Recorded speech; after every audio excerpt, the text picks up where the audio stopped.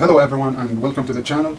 I have recently purchased an SVS subwoofer, which is the PB2000 Pro, and when I found the sweet spot for its placement, it seemed that I would need a wireless audio adapter. So I decided to order it from Amazon along with the isolation system for the Beats. And in today's video we'll take a look at the SVS SoundPath wireless audio adapter. It is a product that SVS claim that it will make your life easier by allowing you to freely change the subwoofer placement and reduce the amount of cable mess in your setup without sacrificing in the performance. It is also mentioned that it is capable of transmitting full-range high-quality signals as well as extremely low latency in the connectivity without any signal drops. In order to double confirm the truth about these claims from SVS, get yourself a cup of tea or a coffee and we'll go through all of that right after the intro.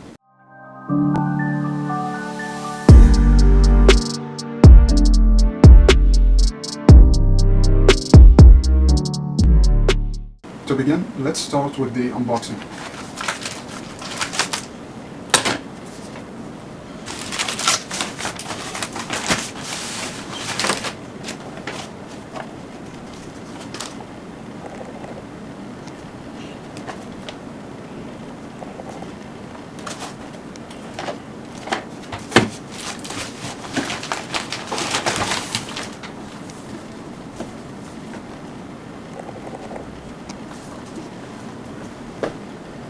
So these are the SoundPath wireless audio adapters, and this is the SoundPath Subwoofer isolation system. I ordered both of these from Amazon and I got a good price by ordering from them, because where I live they sell them more expensive, which is twice the price, to be honest. Let's start with the unboxing. So this is the box that I have received. It has the name, which is the SoundPath wireless audio adapter, and some paragraphs.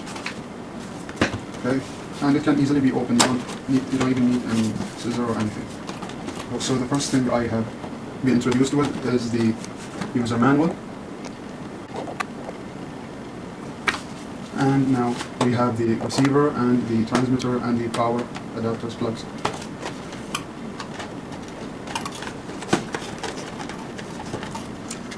As for the transmitter, it has a 3.5mm input for line level audio input. And the receiver, it has the same ports, but the 3.5mm port is for audio output. And what else do we have? If I take this out, you'll find all the cables beneath that plate.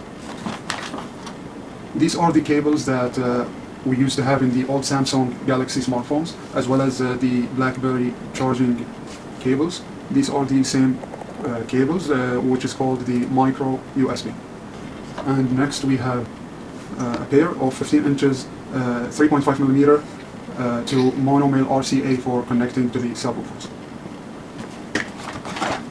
And finally we have a pair of 17 inches stereo male RCAs, and it is going to a 3.5 male plug. This can be used for connecting to powered stereo speakers or to a receiver.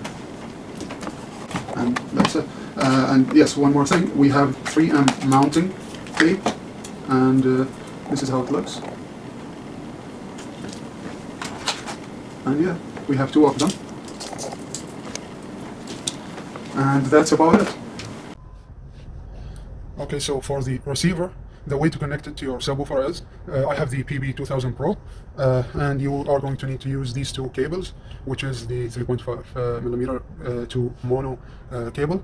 And the way to do it is, you will connect the 3.5 to the audio output here, and then you'll use the micro USB port and plug in the cable. Okay, now that these are connected, you're gonna put it in your LFE RCA port. And for this one, the box comes with a power adapter that you can use and plug in your socket in the wall or a transformer. However, the new series, starting from the Pro, which is either the SB or the PB. I have the PB here. The company, thankfully, SVS company already provided a power port that supports 5 volt in order to get your receiver electricity. So I don't need to use the power adapter that came in the box for this side. However, in the other side of the connection, which is near the receiver, you're going to have to use the power adapter and hook it in the wall socket, and then I'm going to show you how it's going to be done. Okay, now I'm going to connect it here, and that's it, you're done. Alright guys, now that we are on the AV receiver side, I'm going to show you what you need to do in order to plug in the transmitter. You'll need the mono cable that consists of the male RCA and the 3.5mm male input. First, you are going to plug in the 3.5 into the female port, which is the audio in, and for the power adapter you're going to use this cable, which is the micro USB cable. I already have plugged the other power adapter behind the table, so I don't need to use this one. I already have one plugged into the wall socket, so I'm just gonna directly plug this cable here. Okay, as you can see, once you plug in the power cable, you're gonna see that a blue LED light will start flashing. Since my subwoofer is off, it did not become stable. Once you turn on the subwoofer and the other receiver will power on, they will transmit the signal, and connection will be established, and you'll see that a handshake have been done between the two, and you'll have it powered on. And finally, you will plug this into your AV receiver pre-outs. I have 2 subwoofer pre-outs, as you can see here, 1 and 2. Since I already have only one subwoofer, I'll just plug it into pre-out number 1 for the subwoofer, and that's it. As you can see, once I plugged in both the receiver and the transmitter, the LED light became permanent and it stopped flashing.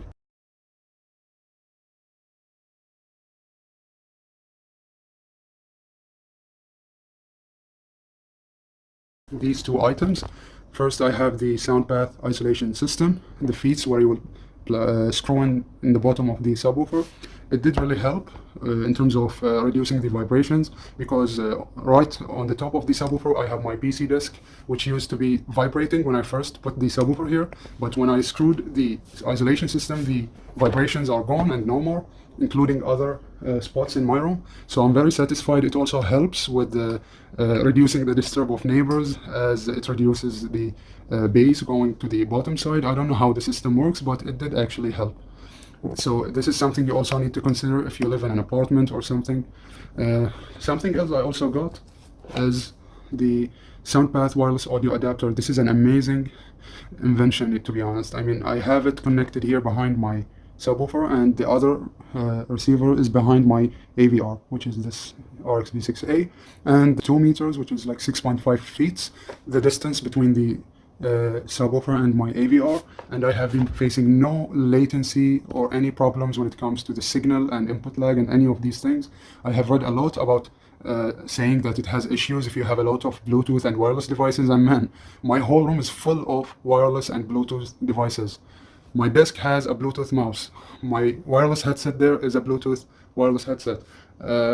My wireless router is here on the desk of my computer, and my TV is connected wirelessly and it has a Bluetooth remote. My AVR is also connected wirelessly and a Bluetooth remote. This includes my PS5 and my PS3, and I also have a PS4 that is not here at the moment.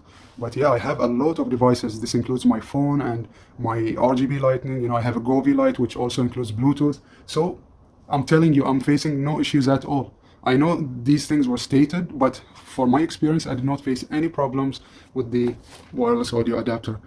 Alright guys, we have reached the end of this video. If you're interested in watching a demo that showcases the wireless adapters and the isolation system, you can watch my previous video, which is the SVS PB 2000 Pro unboxing. In that video, there is a demo that showcases the performance of these 2 items. Thank you for watching, and if you're interested in more videos and more content, please like and subscribe and stay safe.